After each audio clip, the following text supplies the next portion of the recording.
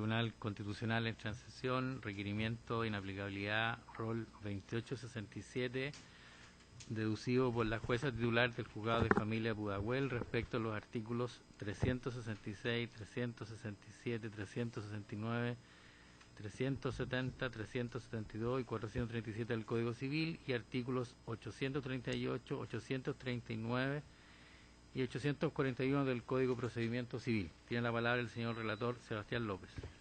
Muchas gracias, señor presidente. Con fecha 15 de julio de este año, Nel Griven Bobadilla, magistrado del Juzgado de Familia de Pudahuel, requiere a esta magistratura pronunciamiento respecto de la inaplicabilidad por inconstitucionalidad de los preceptos señalados del Código Civil y del Código de Procedimiento Civil en el marco de una gestión judicial voluntaria sobre designación de curador que individualiza en tramitación ante su tribunal. En la gestión aludida, Michael Tapia Brante solicitó la curaduría de sus hermanas menores de edad, Damaris y Lindsay Dueñas Brante, de 14 y 15 años de edad respectivamente. El solicitante fundó su petición al tribunal en que tanto la madre como el padre de las niñas fallecieron los años 2011 y 2013 y desde esa época las menores se encuentran residiendo con él y bajo su cuidado. Sin embargo, se encuentra vivo el abuelo materno que, según el solicitante, no tiene contacto con las niñas. En cuanto al derecho, conforme al artículo 367 del Código Civil, son llamados a la guarda legítima que opera en la especie los parientes del menor adulto en el siguiente orden: primero el padre, segundo la madre, tercero los demás ascendientes y cuarto los hermanos del menor y los hermanos de los ascendientes.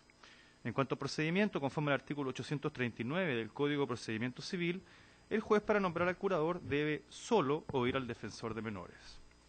Atendido lo expuesto, señala la jueza requiriente que los preceptos que impugna son decisivos para la resolución del asunto sublite e imperativamente la obligarían a otorgar la curaduría al abuelo de las menores.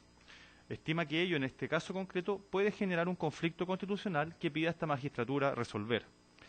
Al efecto, afirma que se infringen los derechos a la igualdad ante la ley y a la igual protección de la ley en el ejercicio de los derechos asegurados a todas las personas en el artículo 19, número 2 y 3 de la Carta Fundamental, pues la aplicación de las normas impugnadas configuraría una discriminación arbitraria en contra de las menores respecto a las cuales se pide la curaduría en autos cuyos padres han muerto, en contraposición a los menores cuyos padres se encuentran vivos. Ello toda vez que, conforme a las normas que impugna, en el caso sublite, habiendo fallecido padre y madre, el juez no podría otorgar la curaduría al hermano, sino necesariamente conferirla al abuelo materno y solo oyendo previamente al defensor de menores, aun cuando no exista vínculo entre los abuelos y la menor, ni sin poder siquiera verificar la existencia de dicho vínculo ni la aptitud del ascendiente para el cuidado personal. En cambio, en el evento de que los padres estuvieran vivos, si quisiera modificarse la persona a cargo del cuidado personal, conforme a los artículos 224 y siguientes del Código Civil y el artículo especialmente 225-2, el juez puede y debe ponderar la aptitud del solicitante en el marco, además, de un debido proceso. Esta diferencia, establecida por el legislador, carece de fundamento razonable y, junto con infringir las disposiciones constitucionales aludidas, sería contraria a los artículos 2, 3 y 4 de la Convención sobre los Derechos del Niño, aplicable en relación con el artículo 5, inciso 2 de la Constitución. Disposiciones que ordenan al Estado de Chile adoptar las medidas legislativas para asegurar, sin distinción alguna, que toda medida concerniente a menores, incluyendo el cuidado y protección por tutores designados por un tribunal, se adopte atendiendo como consideración primordial al interés superior del niño, interés que no es asegurado de aplicarse los preceptos impugnados al ordenar, como se dijo taxativamente, conferir la curaduría al abuelo con un procedimiento en que únicamente se debe oír al defensor de menores y sin evaluar otro tipo de antecedentes, aptitudes y vínculos. El requerimiento fue admitido a tramitación y declarado admisible por la primera sala de este tribunal, y asumiendo la representación de las menores Damaris y Lindsay Dueñas Brante, se hizo parte como curadora ad litem doña Jessica Torres Quintanilla, quien formuló observaciones instando porque el requerimiento fuera acogido. Al efecto, en sus presentaciones afirma que la aplicación de las normas cuestionadas resulta contraria a los derechos y garantías constitucionales aludidas, y sostiene que en la especie las normas impugnadas por la magistrada son efectivamente decisorias, pues han fallecido los padres de las menores, su hermano ha solicitado el cuidado personal y se encuentra vivo un ascendiente de las niñas, que es el abuelo materno. Luego, de no declararse inaplicables las normas reprochadas, la jueza deberá rechazar la solicitud del hermano y necesariamente designar como curador al abuelo, con independencia de toda consideración al interés y beneficio real de las adolescentes que tendrían que no tendrían una relación regular con su abuelo.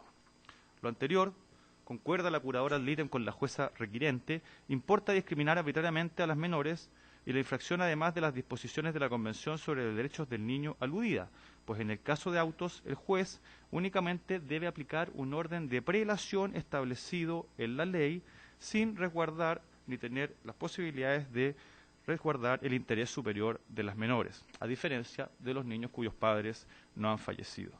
Concluye también que esta norma establece una diferencia por el legislador que no es razonable ni justificada, y agrega como un antecedente que este Tribunal Constitucional, en Autos Rol 1683, ha reconocido que se debe considerar el interés superior del niño en general en la adopción de decisiones judiciales a su respecto.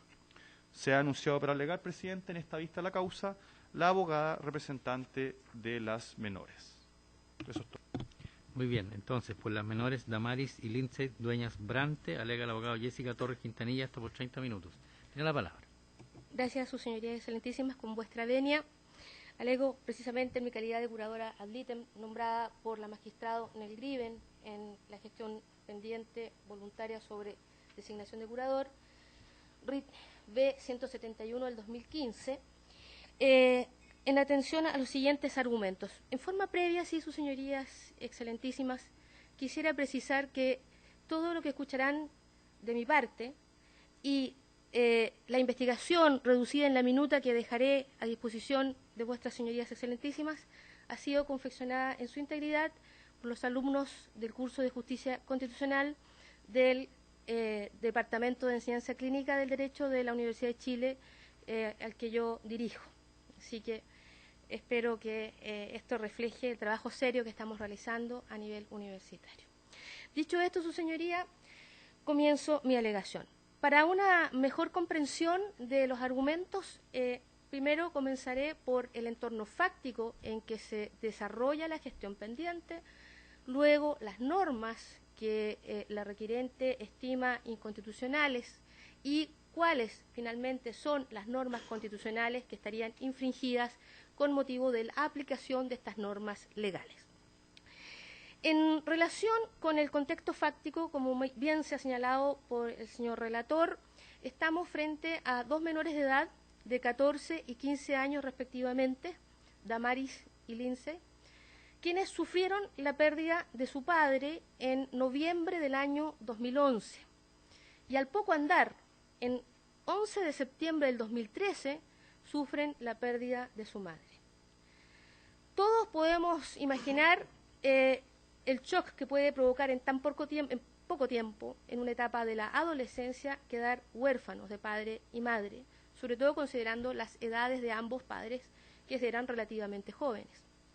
Desde aquella oportunidad es que han estado bajo el cuidado de su hermano, Miguel Ángelo Tapia Brante, quien ejerce con mucho esfuerzo su misión de ser guardia de seguridad.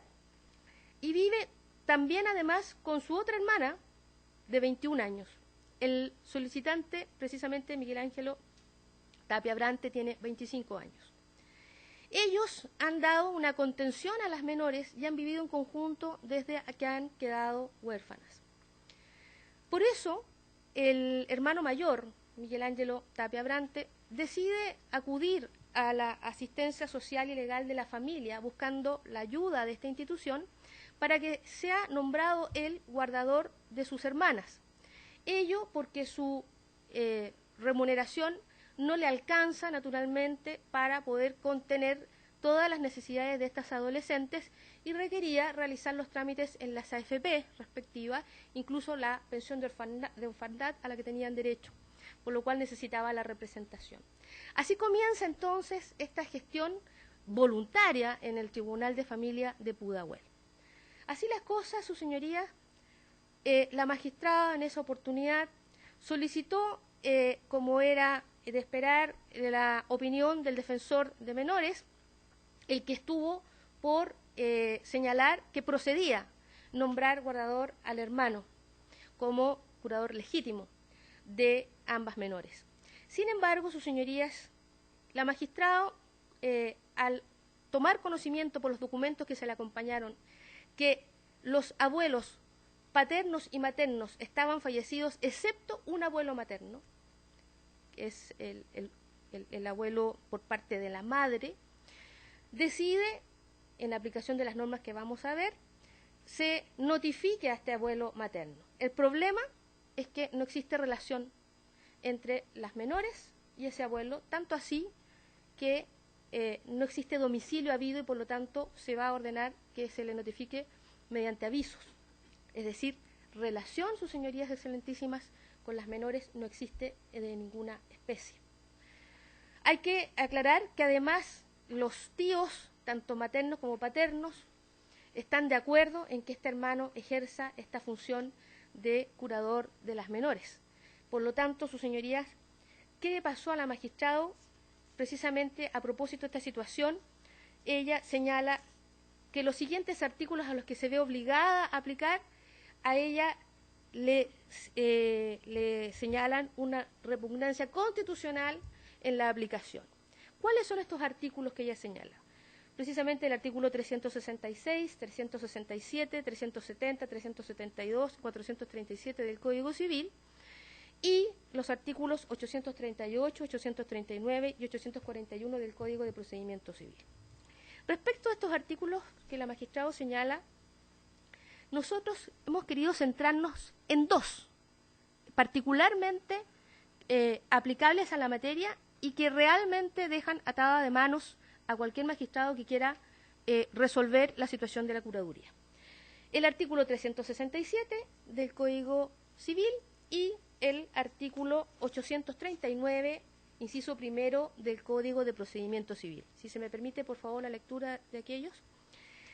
El artículo 367 del Código Civil señala: los llamados a la tutela curaduría legítima, que es el caso, son en general, primeramente, esa es la redacción literal, primeramente el padre del pupilo, en segundo lugar la madre, en tercer lugar los demás ascendientes de uno y otro sexo, en cuarto lugar los hermanos de uno y otro sexo del pupilo y los hermanos de uno y otro sexo de los ascendientes del pupilo. Esa es la parte pertinente. Evidentemente que la redacción de este artículo es expresa, es un orden prioritario y no se acepta una interpretación diversa a aquella. Claramente es primeramente, segundo lugar, tercer lugar, es decir, hay un orden de prelación que el juez debe aplicar. Así las cosas, la magistrada debe de nombrar curador si existe algún ascendiente vivo a aquel ascendiente vivo. En el caso particular, el abuelo materno, que ni siquiera se sabe su paradero. La segunda norma, su señoría, es el artículo 839 del Código de Procedimiento Civil, inciso primero, que está dentro del título del procedimiento para el nombramiento de curadores. Y este señala, si se me permite, para conferir la tutela o curaduría legítima del menor, que es el caso, a su padre o madre legítimos o a los demás ascendientes, que es el caso, de uno u otro sexo, procederá el tribunal oyendo solo al defensor de menores.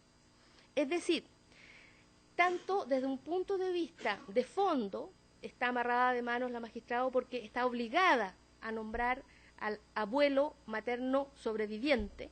Y por otro lado, desde un punto de vista procedimental, hay un procedimiento bastante escaso, que le impide requerir más información respecto a la capacidad y la posibilidad real de que este familiar pueda ejercer realmente su labor de guardador. Recordemos que no solamente se trata de bienes patrimoniales, sino que además de la custodia personal de menores de edad.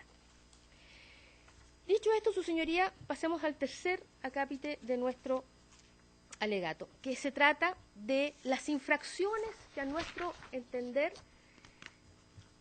se cometen con motivo de la aplicación de estas normas. nosotros creemos que en el caso concreto se infringen los artículos 19, número 1 de la Constitución, 19, número 2, respecto a la igualdad ante la ley, y finalmente el artículo 5º, inciso 2 de nuestra Constitución. Pasaremos a analizar entonces por qué creemos que se comete esta infracción. En relación al artículo 19, número 1, sus señorías excelentísimas, quisiera citar expresamente una parte del artículo que es la que nos interesa. La Constitución asegura a todas las personas el derecho a la vida y a la integridad física y psíquica de la persona. En este entendido, su señoría, ¿qué entendemos por integridad psíquica?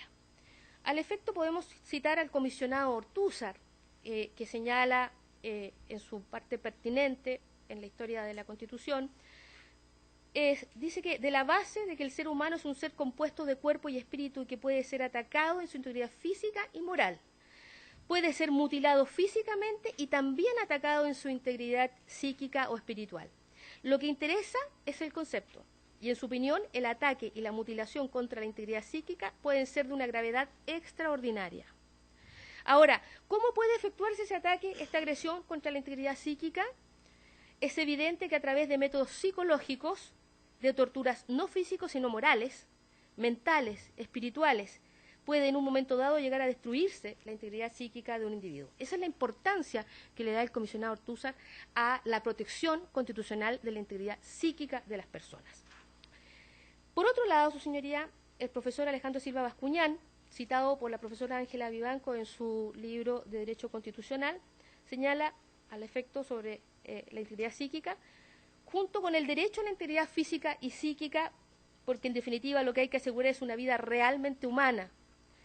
Y si no va acompañada del derecho a la integridad física y psíquica, no se asegura una vida que valga la pena vivirla. Es bastante fuerte esta frase, ¿eh? No se asegura una vida que valga la pena vivirla. Ahora bien, su señoría, dentro de lo que es la integridad psíquica relacionada con los menores de edad, la situación es más compleja, porque evidentemente tenemos a personas que no están en condiciones de poder tener fortaleza psíquica para asumir los temas que la vida le puede ir dando. Al efecto, su señoría, quisiéramos citar un fallo del Tribunal Constitucional Español, el fallo número 211, que se refiere precisamente a esta materia en sus considerando cuarto y séptimo. Si por favor se me permite la cita. Debe tenerse en cuenta, dice el tribunal, por otra parte, que para poder apreciar la vulneración del artículo 15 aducida, no es preciso que la lesión de la integridad moral se haya consumado, sino que a efectos de que el derecho invocado se estime lesionado, basta con que exista un riesgo relevante de que la lesión pueda llegar a producirse. Esto es importante, su señoría excelentísima, porque no implica que se haya producido el daño. Basta un riesgo concreto y real. En el supuesto que ahora se examina, es claro que el riesgo aducido debe considerarse un riesgo relevante, pues fue la apreciación de dicho riesgo, fundada no solo en la valoración que el órgano judicial efectuó de las declaraciones de la menor, en las que ponía de manifiesto su miedo a padecer daños y la aversión que le producía el volver con su familia adoptiva, sino también en la existencia de un informe efectuado por un perito psicológico. En este caso, señoría, hubo mayor productividad jurisdiccional para poder saber en qué condiciones psíquicas estaban esa menor. Lo que llevó al juez de primera instancia a dictar el auto por el cual, con el fin de evitar el daño que el retorno de la menor con su familia adoptiva podía ocasionarle, atribuyó su guarda a la Junta de Andalucía y estableció expresamente que se efectuara manteniendo la situación de guarda, de hecho, en la que en ese momento se encontraba la menor. Luego, el considerando séptimo señala que debe indicarse, por último, que como además de la vulneración del artículo 24.1, hemos apreciado también la existencia de un posible riesgo para la integridad moral de la menor si cambia su situación. La tutela efectiva de los derechos fundamentales de la menor determina que, dadas las circunstancias concurrentes, debamos limitarnos a anular la resolución judicial impugnada sin que en este caso resulte procedente acordar la retroacción de actuaciones. Este fallo, su señoría, es muy importante porque es muy concreto y va precisamente muy asociado al caso que estamos hablando. Menores de edad que, producto de un cambio eventual, cualquiera sea la circunstancia, es un cambio en los modos de vivir, pueden sufrir una alteración psíquica. Y aquí se privilegia la tutela constitucional del derecho a la integridad física y psíquica de la menor, y con ello toman una resolución. En el caso concreto, su señoría, la pregunta es, ¿existe un riesgo concreto real o son hipótesis? La verdad, su señoría, es que de un análisis bastante lógico de la situación, podemos advertir que se trata de una situación real, concreta. Si la magistrado se encuentra hoy obligada a entregarle la curaduría a una persona que no ha tenido ningún vínculo ni acercamiento con estas menores, que ya han sufrido la pérdida de sus padres, primero, se van a ver obligadas a vivir con un tercero absolutamente ajeno. Segundo, cambio de domicilio, evidentemente. Y tercero, lo que se denomina por la ciencia como el trastorno de ansiedad por separación. Cuestión que no es una hipótesis, digamos, de ficción, sino que es una realidad. El trastorno de ansiedad por separación se ha concebido, de acuerdo a los tratadistas Bernardo Pacheco y Tamara Ventura en su libro Trastorno de ansiedad por separación en la revista chilena de pediatría del año 2009, señala que el trastorno de ansiedad por separación, o TAS, es una condición psicológica clasificada dentro del espectro de los trastornos de ansiedad, en el cual un individuo presenta excesiva ansiedad acerca de la separación del hogar, que es el caso, o de las personas respecto de las cuales concurre una fuerte relación de apego, como por ejemplo en general el padre o la madre. También podemos encontrar casos de TAS en casos relativos a daños respecto de figuras de apego y eventos que puedan llevar a la pérdida o a la separación de dichas figuras.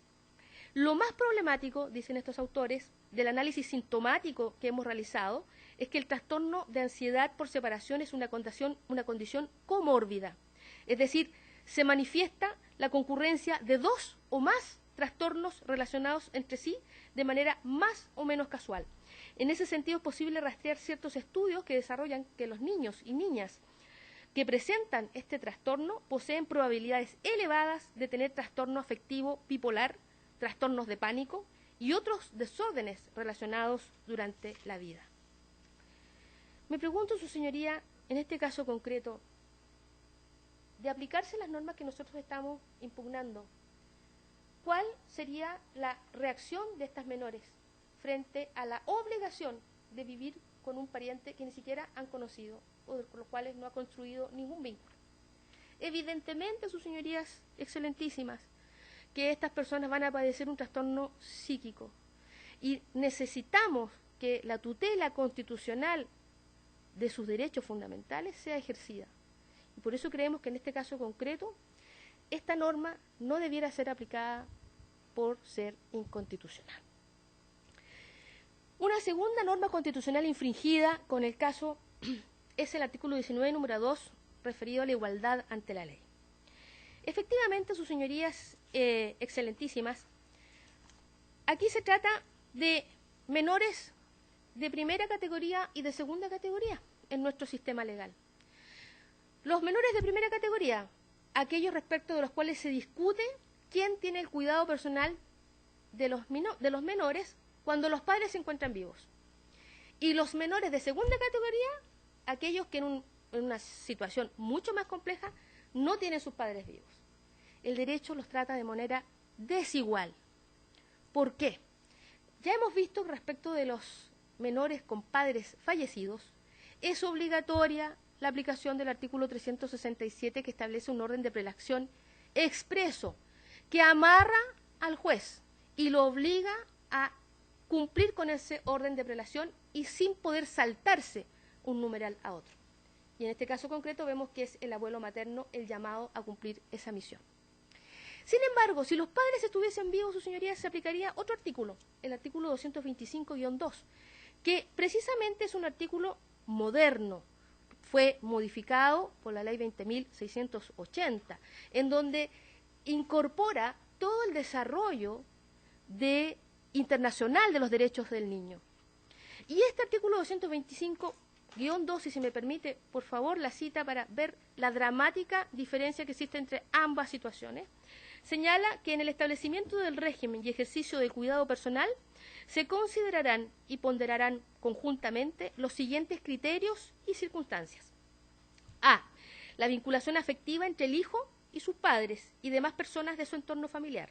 B, la aptitud de los padres para garantizar el bienestar del hijo y la posibilidad de procurarle un entorno adecuado según la edad. C, la contribución a la mantención del hijo mientras estuvo bajo el cuidado personal del otro padre, pudiendo hacerlo.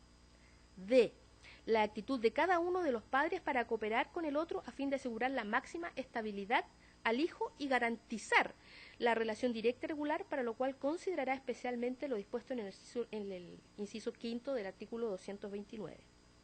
E, la dedicación efectiva que cada uno de los padres procuraba al hijo antes de la separación y especialmente lo que pueda seguir desarrollando de acuerdo con sus posibilidades. F, la opinión expresada por el hijo. Esto es muy relevante.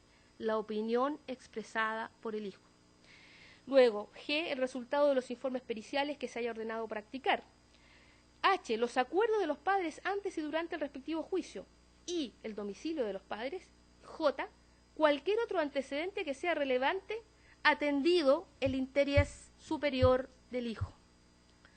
Aquí, su señoría, destacan dentro de este catálogo de exigencias que se le da al juez de familia antes de decidir con quién se va a quedar el menor, bajo qué cuidado, de qué pariente quedará al cuidado, no solo nos llama la atención esta gran cantidad de condiciones, sino particularmente dos además: que el menor debe ser oído y segundo, el interés superior del niño. Si uno compara este artículo 225 con el escueto artículo 367, tenemos claro que mientras uno reconoce el interés superior del niño y el derecho a ser oído, el otro no considera el interés superior del niño, amarra al juez a tener que definir que el curador será un pariente que está dentro de la prelación exigida y evidentemente no considera la opinión del menor. Y uno aquí, la verdad es que, ¿por qué? Se pregunta uno. ¿Por qué van a haber dos situaciones de dos menores que necesitan discutirse quién quedará bajo su cuidado? Dos situaciones tan diferentes en nuestra legislación. Fíjense ustedes que la profesora Paulina Veloso, en la discusión de la ley 20.680, ya advertía en esa oportunidad que debían quedar equilibrada la situación de aquellos menores con padres vivos con aquellos menores con padres fallecidos. Sin embargo, claramente la ley no fue modificada en esa materia. No sabemos si fue una simple omisión, pero claramente hoy día esa omisión está afectando la vida de dos adolescentes. Por eso nosotros creemos, su señoría, que claramente aquí hay una discriminación que claramente es de carácter arbitrario, porque no existe una racionalidad ni una justificación que amerite la diferencia por qué en un caso consideramos el interés superior del niño y el derecho a ser oído y en el otro definitivamente no se le considera. ¿Qué es el interés superior del niño? Hemos hablado de él, ¿verdad?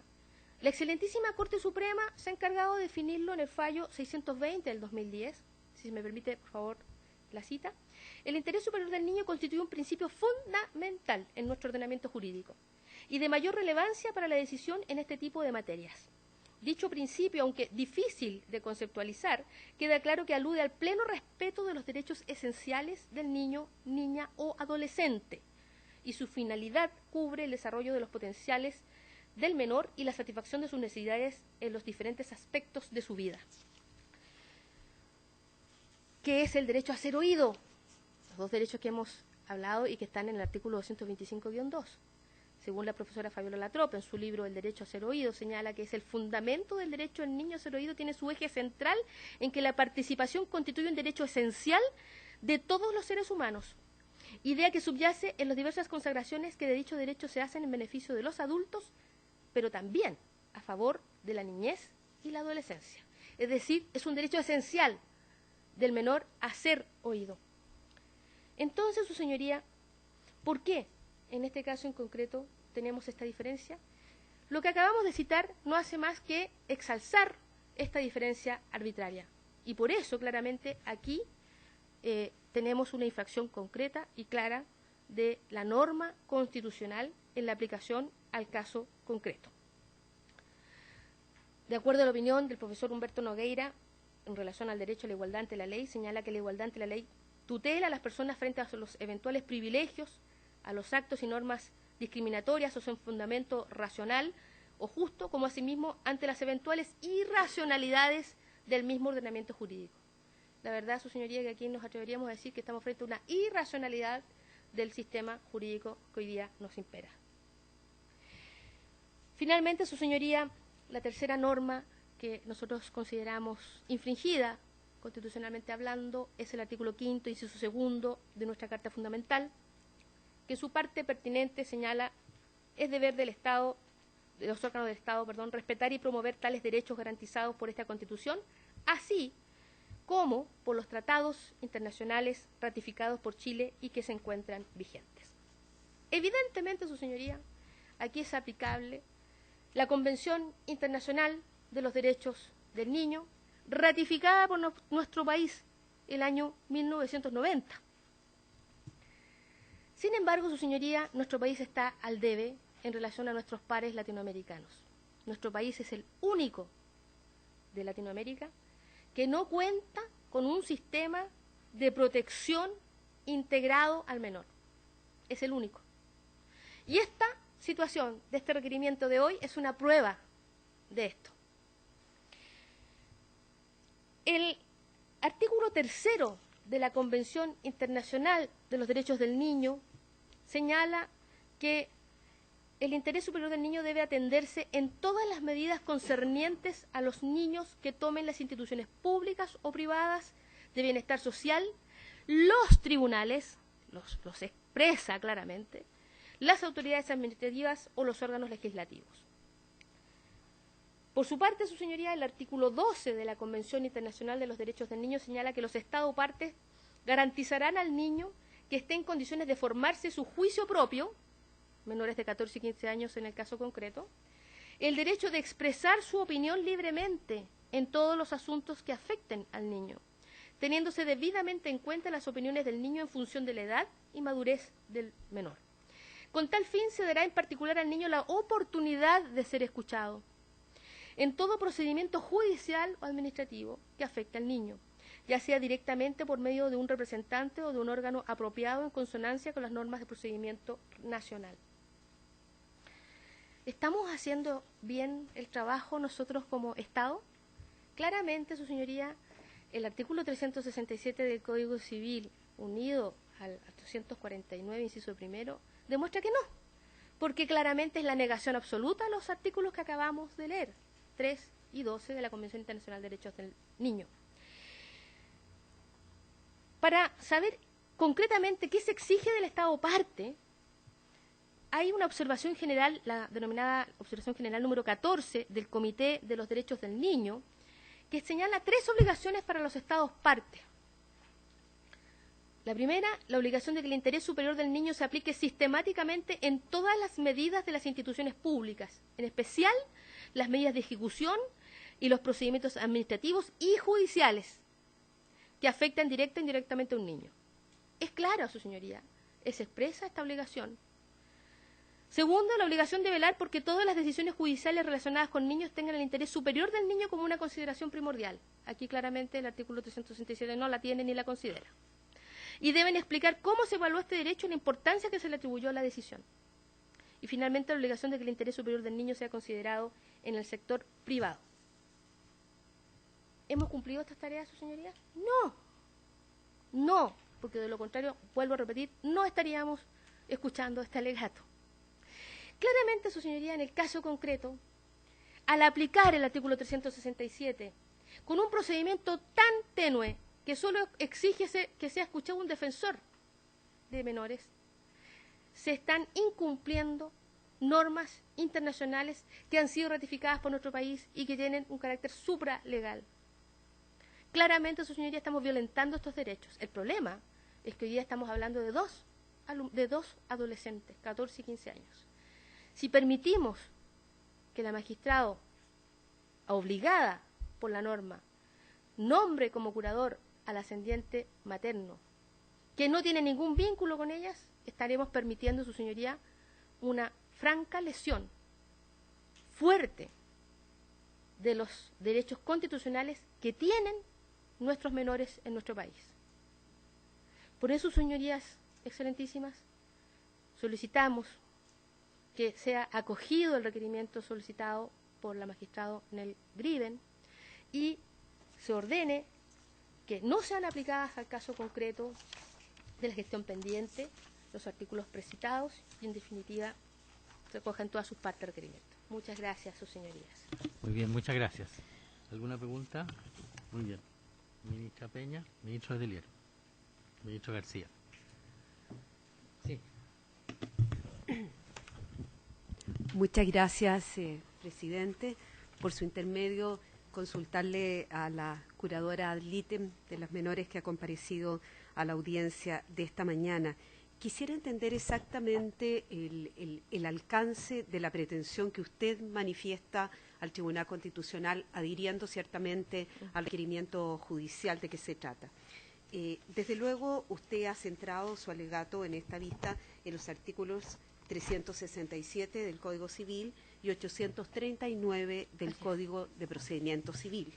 Por su parte, en el escrito que rola en nuestro proceso, a fojas 86, se refiere, además de los artículos mencionados, a los artículos 366 y 369 del Código Civil y a los otros dos del Código de Procedimiento Civil que no ha mencionado. Entonces, ¿por qué le hago esta pregunta en el sentido de hasta dónde llega el alcance de su pretensión en este proceso constitucional? Porque hay un artículo impugnado por la jueza Griven en este proceso de inaplicabilidad, que es el artículo 437 del Código Civil, que señala que el menor adulto, por supuesto, que carece de curador, debe pedirlo al juez. Si no lo pidiera el menor, podrán hacerlo los parientes. Pareciera que se da el supuesto, en este caso, del hermanastro, exacto, que está solicitando la curaduría. Y luego continúa, pero la designación de la persona corresponderá siempre al menor o al juez en subsidio. Sí. Y finaliza señalando que el juez, oyendo al defensor de menores, aceptará la persona designada por el menor si fuere idóneo. La verdad que la interpretación constitucional para los objetos de declarar la inconstitucionalidad, aunque sea en el caso concreto, exige que no pueda existir una interpretación que se concilie con la Carta Fundamental. Nuestra pregunta, en este caso, abogada, es si usted no cree, sin que esto signifique prejuzgar de ninguna manera, en el sentido de la decisión del tribunal, si usted no cree que el artículo 437 del Código Civil impugnado por la jueza Griven en gran medida permite acoger al dar posibilidad de que las menores se manifiesten en el proceso y, en segundo lugar, a aplicar criterios de idoneidad. Quisiera su opinión sobre Muchas este gracias. Agradezco, de hecho, la aclaración. Evidentemente, nosotros al estudiar el caso concreto nos encontramos con un requerimiento bastante amplio de bastantes normas que establece la magistrada Nel Griven, de los cuales nosotros hemos rescatado particularmente dos artículos que nos parecen pertinentes absolutamente, y nos hemos centrado en ellos, más no en los otros. ¿Por qué en este caso nosotros estimamos que el artículo 437 no viene a tener una implicancia, una interpretación jurisdiccional que permita una salida al problema? Primero, porque tenemos un artículo que es el artículo 367, que es muy concreto, expreso, tremendamente taxativo, que no permite una interpretación amplia que pueda suponer que el artículo 437 es una situación absolutamente diversa a la del artículo 367. Si llegáramos a sostener que mediante la aplicación del artículo 437 podríamos saltarnos, por así decirlo, la aplicación del orden de prelación exigido en el artículo 367, estaríamos frente a dos normas que estarían supuestamente siendo una antinomia. Pero no es el caso, porque no podemos tener una antinomia en nuestro sistema. De aceptar que un magistrado pueda llegar a interpretar esta norma tan laxa como para decir que está fuera del artículo 367, corremos ese grave peligro, que es extender la labor de hermenéutica jurisdiccional al riesgo de estar al límite de lo que es la prescripción legal. Por eso nosotros creemos que aquí la norma del artículo 437 está inmersa dentro de un contexto que es sobre las guardas y curatela. Y claramente, aquí la norma que pesa es la del artículo 367 y las demás deben ser interpretadas conforme a este artículo 367 y no diferente. Vuelvo a repetir, si entendiéramos distinta aquella situación, estaríamos frente a dos sistemas entonces. ¿Cómo lo entendemos? ¿Cómo podemos solucionar esta antinomia? Evidentemente la antinomia se soluciona porque no existe antinomia, porque efectivamente el artículo 437 se debe supeditar al cumplimiento del artículo 367. Y por eso cuando dice, cuando el menor adulto careciera de curador, ¿ya? Recordemos que las curatelas pueden ser, primero, testamentarias, segundo, legítimas, y tercero, dativas. Entonces, evidentemente estamos frente a aquella que es dativa, porque si fuera legítima tendríamos que remitirnos al artículo 367. Por lo tanto, claramente cuando se debe preguntar al juez, oiga, ¿quién debe quedarse con la custodia del menor? Primero tenemos que saber de qué curatela estamos hablando. Y ahí nuevamente tenemos relación, porque si es testamentaria, es la testamentaria. Si no es testamentaria, debe ser la legítima. Y si no hay legítima, recién la dativa, que es la del juez. Por eso agradezco la pregunta, porque eso me permite aclarar más allá de nuestro horario de alegación. ¿Por qué creemos que el artículo 437 no puede ser o servir de herramienta interpretativa jurisdiccional sin violentar el sistema? Nosotros creemos realmente que acá no existe, lamentablemente, una interpretación constitucional para este caso. Y por eso que solicitamos y estamos con la magistrada en ese sentido, que creemos que aquí hay una inconstitucionalidad que debería declararse en el caso concreto. Muchas gracias por la pregunta. Gracias. Ministro Letelier. Gracias, presidente. Preguntarle al abogado, por su intermedio, presidente, en relación con el artículo 367, ahí hay una expresión que dice: las llamadas a la tutela o curaduría legítima son en general. ¿Qué sentido y alcance le da usted a la expresión en general? Claramente no es una palabra que me remita simplemente a una mera enunciación, en ningún caso, porque de lo contrario tendríamos, porque tenemos primeramente, segundo lugar, tercer lugar. Cuando el legislador ha querido determinar un orden de prelación, lo expresa, ¿ya? O lo dice expresamente, taxativamente serán. Sin embargo, si yo lograra como juez interpretar que en general significa que puedo saltarme el orden, entonces me encontraría con el problema interpretativo de decir cómo salgo del primeramente y del segundo lugar y del tercer lugar. Ahora bien, yo creo que la expresión en general no me permite la interpretación de saltarme el orden, en ningún caso. Esa es mi opinión, nuestra opinión, digamos, estudiando el tema.